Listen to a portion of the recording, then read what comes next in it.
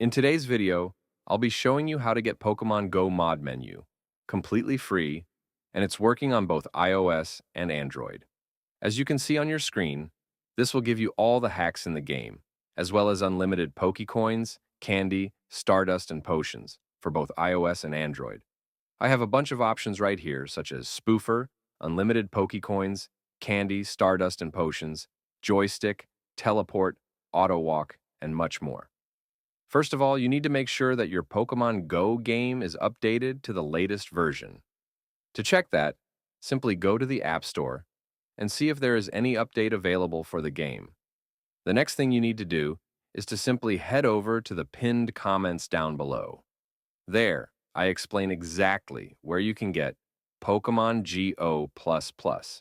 So just head over to the pinned comments, leave a like if this method worked for you at the end, and that's it. See you all in the next video. Bye-bye.